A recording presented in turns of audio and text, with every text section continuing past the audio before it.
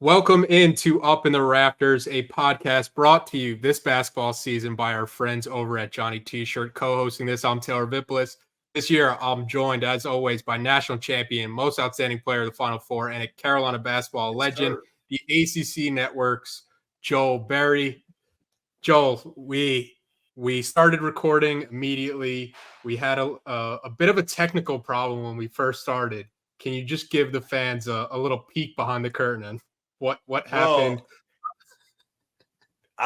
It wasn't a technical problem. That was just common sense, man. You about had me throw my computer out the window. I thought something was going on. Come to find out, my man did not have his headphones plugged in. So that's where we started out this evening. we were trying to figure it out for 5 minutes. Joel was joining and leaving and joining, changing the settings on his mic, was saying that he wasn't doing anything different. And I was like, I can't hear you. We're on the phone trying to figure it out. I got everything plugged in. I look down at my mic. I see my headphones clearly unplugged. Man, and it's funny because the reason why I was a little late joining was because I was just watching one of your lowest moments where I guess you left the S off of Coach Williams' last name. Yeah, I'll plug that in for anybody who wants to watch it. But on the Le Batard show, I was texting a friend. This was right as Carolina lost in the NCAA tournament to Wisconsin. Coach Williams last year hadn't announced he was retiring yet. I'm texting a friend about coaches I would like to see replace Roy Williams if Roy would retire. So I leave the text message with my friend. I go to the notes app. I type out the full list and why I think each person would be a great candidate to replace Coach Williams. And then without thinking, I go back to my messages. And instead of just clicking on the last message, I hit start a new message. I typed Roy Williams because I had Coach Williams on my brain. And I sent the list.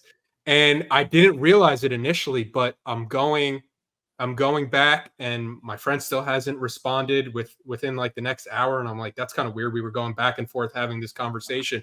So I scroll to my messages and the last name that I see I texted was Roy Williams. And I was like, you got me kidding.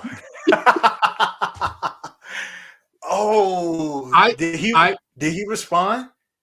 No, he did not respond. I've talked to some people around the basketball program and they're like, there's an 80% chance he never saw that message.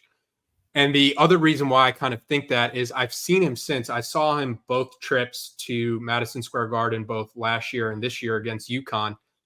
Never brings it up. He's nothing but nice to me. He always tells me, Taylor, if you ever need anything, don't hesitate to reach out. But don't text me a list of coaches you want to replace me before I announce that I'm retiring. Yeah, it was one of the worst moments of my life.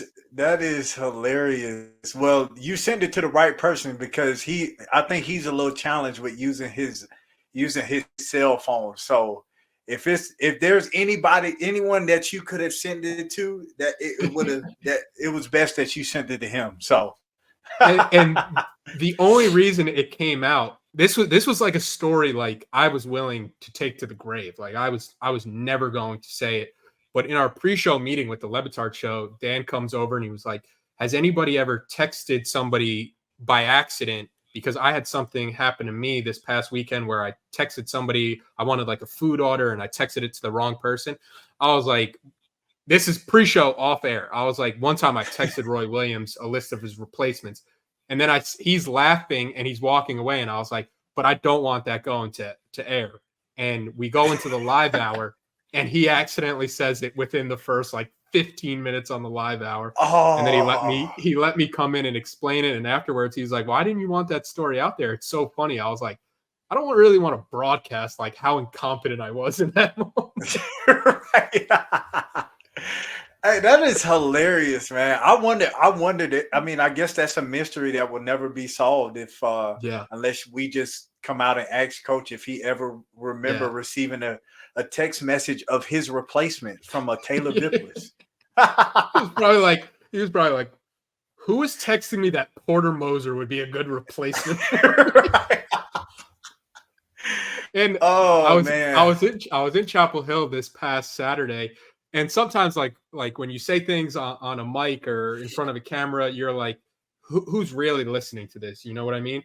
Right. And I'm walking around the Dean Dome, and I get stopped, and Marcus Ginyard comes up to me, and he was like, "Hey man, we have a group chat. It's like me, Bobby Frazier, Tyler Hansbrough." Everybody was dying laughing hearing that story. I'm like, it's Hey spreading man, way that's too a far. right. That's going. I'm sure. I'm sure now it'll probably get to Coach Williams in some way, shape, or form. So, I really hope not. But speaking of being in Chapel Hill uh, this past week, this Carolina team is absolutely rolling right now. They're winners of 6 straight. They're undefeated in conference play. Just this past week, they go on the road, continue their winning on the road. They beat NC State, who you famously last week said they're not a rivalry because the NC State doesn't win enough. Proved you right with Carolina pulling away late in that game, and then Carolina beat Syracuse very handily, 103-67. Carolina moves up to number 4 in the latest AP poll. Biggest takeaways watching this team the past week? man, I just want to say one, it has to be exciting for the fans to see this team rolling the way that they are. I mean, I think outside of the March Madness run to the championship, I mean, Carolina hasn't been to where it is right now. And especially last year, you're talking about wanting to distance yourself from what happened last year. They're doing that, and they're doing it in good fashion too. I'm just very impressed with how they've come together as a team. I love the pieces. I love the fight. I love the dog that this team has. And I've been very impressed. What caught my eye is just how they won in 2 different ways. But ultimately, it was really in the same way because defensively they have been fantastic. But against NC State, they didn't score the ball at the rate that they scored it against Syracuse. But they still were able to get the job done. And then you come in the Syracuse game and they're shooting the crap out of the ball. And they're still able to have a great defensive game. So I just think it goes to show that this team can win in different ways, and they have different guys that are stepping up in different ways and contributing, which is awesome. So man, this Carolina team is impressive right now. And they're doing it in really good fashion, as I said before.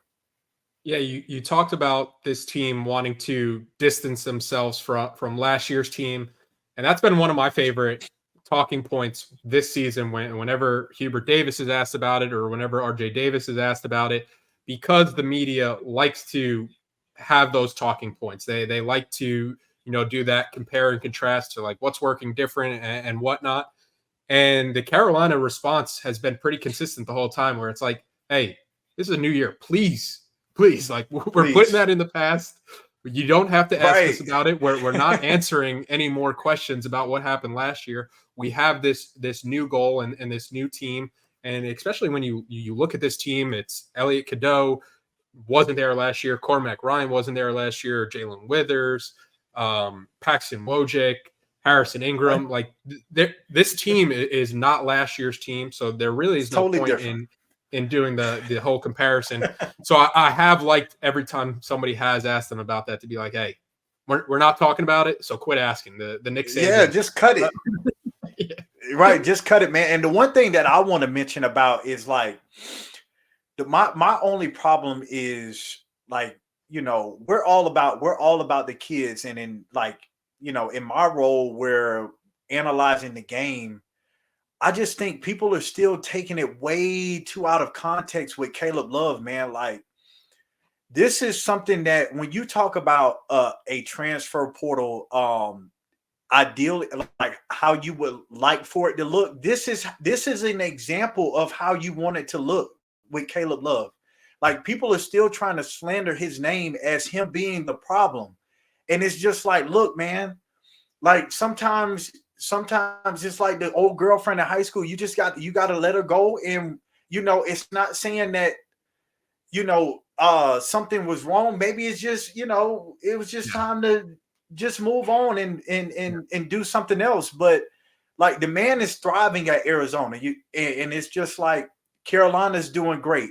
He's doing great at Arizona. They're having a really good year. Like just, I just wish people would just throw that in the back burner and stop talking about that, because it's, the guy, he's playing well. Whatever happened last year. We all had crap that we've been through that we necessarily aren't happy about. But hey, it happened. You move on from it. You learn from it. So, I just need people to cut it, man. Yeah, it has been best case scenario for both parties, where you mentioned it. Carolina's flourishing. Arizona is the number 2 team according to KenPom, and Carolina is at number 5 according to KenPom. You look at Carolina's adjusted offensive efficiency, it's 16th. We talked about at one point this season, the defense for Carolina had to step up, because I believe the defensive efficiency was somewhere in the 40s or maybe even in the 50s. And you look now at the adjusted defensive efficiency, it's 5th. And after the state game, Hubert Davis made it a point to tell the team that they're not just playing good defense, they're playing elite defense. So with these past couple of games and looking ahead to Carolina's next couple of games, what have you seen from this Carolina team on the defensive end to where they have jumped from the 40s in KenPom with defensive efficiency to a top 5 defense now? Yeah, I think one is, defense is a will and a want to, and you have to want to guard and you have to want to be good defensively, or in Coach Davis's eyes, elite defensively, which they have been very elite. But that's a will and want to. And then secondly, as you do that individually, you have to do it collectively. And that's talking on the defensive end. Carolina does a lot of switching. And I had mentioned before when they played UConn. Now, UConn is a very different team. The sets that Hurley runs is, I've seen some of the plays on Twitter that have been broken down, man, and they can spin you around. So that team is very unique in what they do, but Carolina does a lot of switching, and that takes a lot of talking and communicating. And they've been doing that, and they just they've been guarding perimeter wise. We saw in the Syracuse game a little bit earlier than usual. They got out and they started guarding 94 feet. You got a guy like Seth Trimble that you can put on the ball and just really be a hound and disruptive defensively as the guard is trying to bring up the ball to shorten the shot clock and put pressure on offenses to play with a short shot clock. And then I think the biggest thing that Coach Davis pointed out was the rebound battle. They're winning the rebound battle by 10 plus rebounds right now. So when you talk about limiting teams to one possession and then getting out on the break or transitioning over to the offensive end, that's when you're at your best. So the will and want to, and then finishing possessions is what Carolina has been doing, and is why they're playing elite defense right now. Yeah, some of the numbers that kind of highlight Carolina's improvements defensively, the 3-point defense, the past 2 games, they held NC State and Syracuse to a combined 11 of 40 from 3, so 27.5%, which has been a problem historically for Carolina guarding the 3. And then there was that stretch in the season where Carolina was getting out rebounded, and Hubert Davis made that an emphasis. And, this is now six or 7 straight games where Carolina has won the rebounding battle.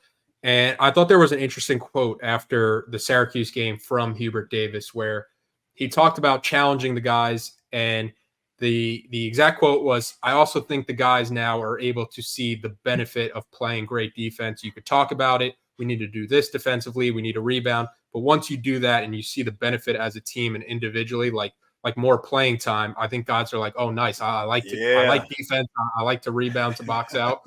How much of that did you experience or did you see in your time at Chapel Hill where it's one thing for a coach to say something, but when you do that and it starts translating to more playing time and more opportunities, how does that kind of click in for you? Yeah, I just think, it's not about what the coaches know and what the coaches know the players can do. It's about what the players can ultimately do and what they're willing to buy into.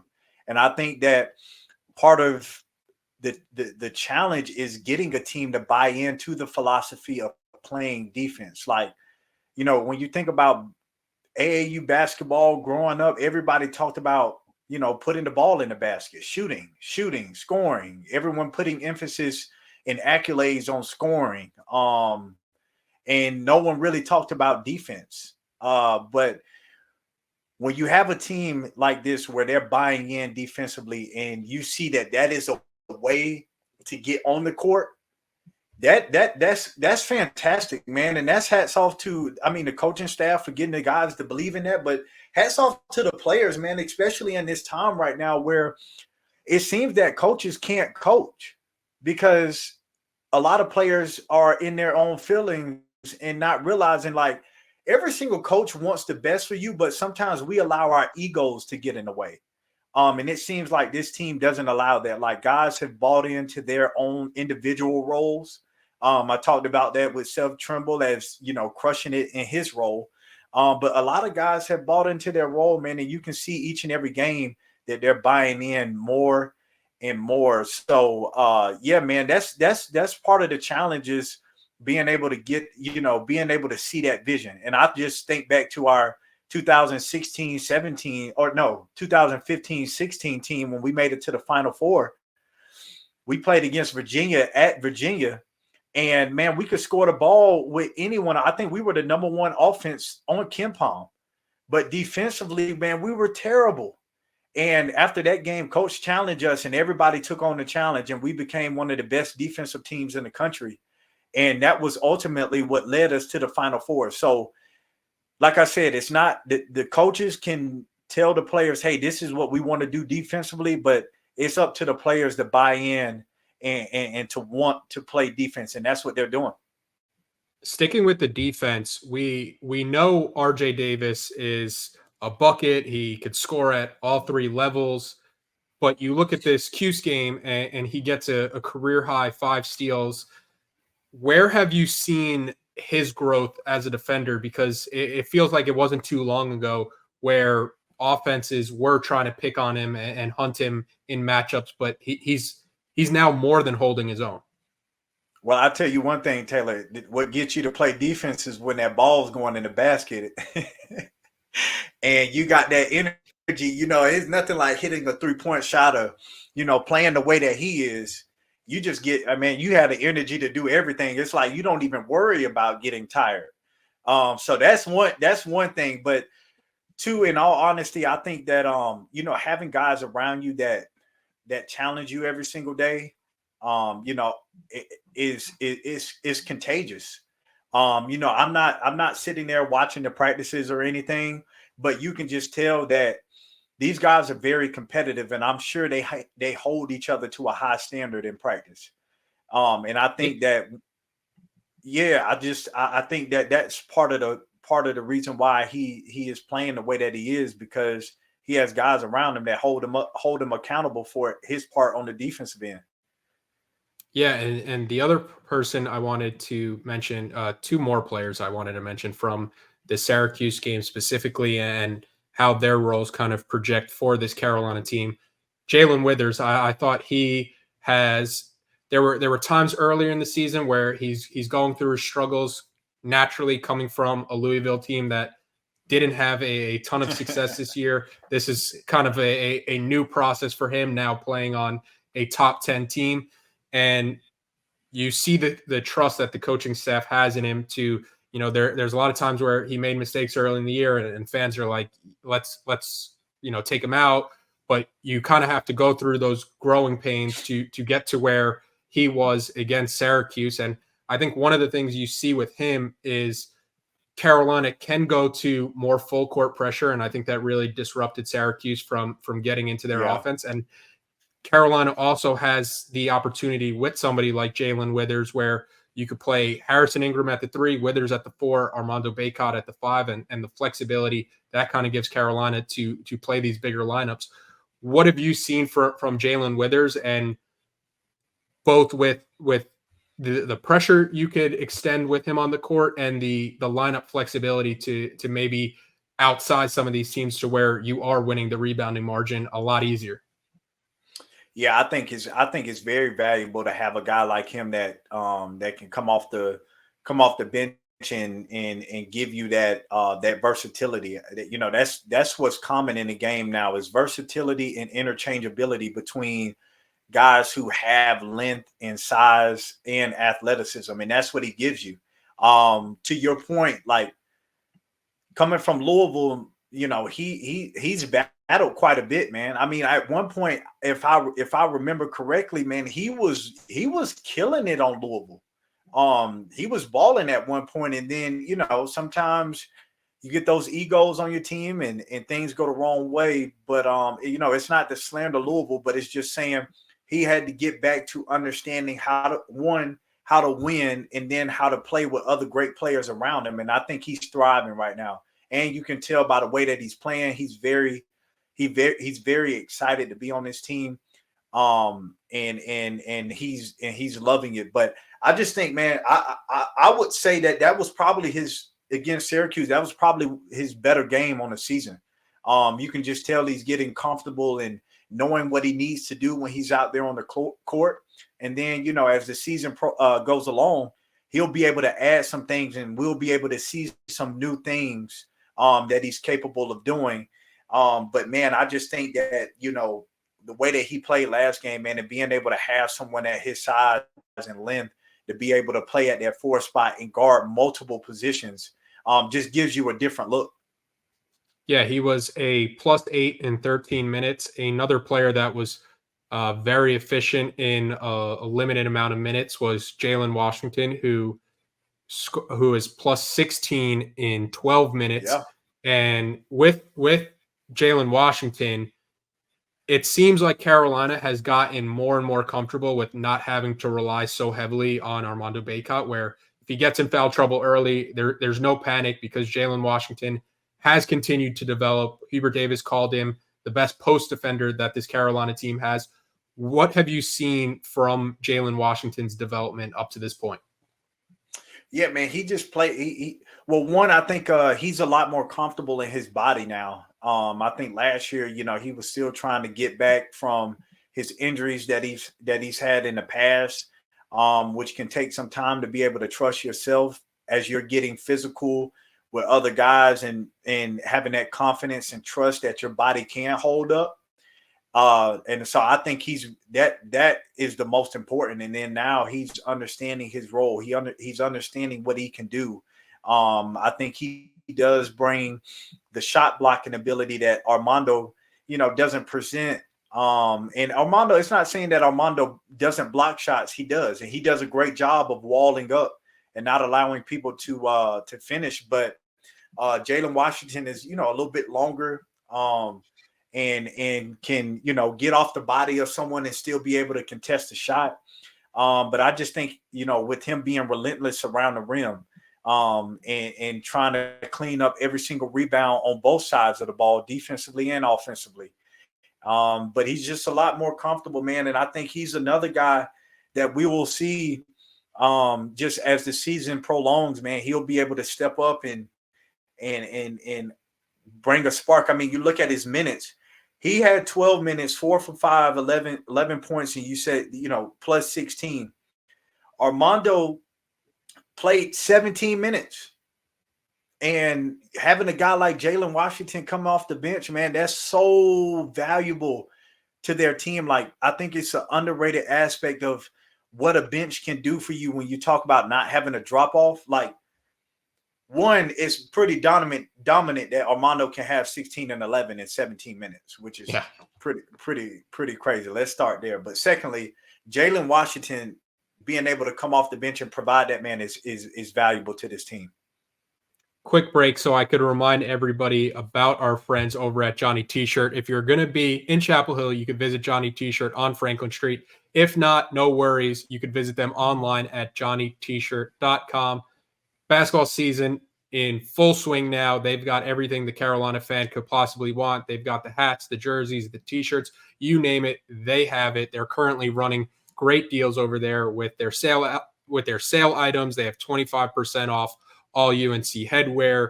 They've got the Carolina cold weather gear now that it is getting colder and colder. Once I left Miami and I got to Chapel Hill, I almost ran right over to Johnny T-shirt to get some hoodies because I was not prepared for that. But Johnny T-shirt has you covered. It's great people and great customer service. And don't forget, Inside Carolina premium subscribers save 10% off their orders. Joel, this Carolina team we mentioned, they're in the top 5 now in the AP top 5. How do you avoid the trap of walking around campus and everybody that talks to you, because you guys are essentially, mini celebrities when you're walking through campus? How do you avoid the trap of everybody wanting to tell you how great you are and wanting to pat you on the back and about just, how well you are playing, knowing that you do have such a long season ahead of you? Man, that's when those NIL deals come into play, man. You got to go get those headphones, and you got to keep them in all around campus. Can't. I'm just like, no, man. I think that's the challenge. That's the challenge, is not allowing the outside noise to impact what's going on, and especially with all that they're doing right now. It's easy for I talked about it earlier, for egos to get in the way, and it's easy to get out of doing what you're doing. And when you have an opportunity in front of you and what they have in front of them, man, you just got to keep showing up each and every day and being disciplined and being intentional about what you're doing.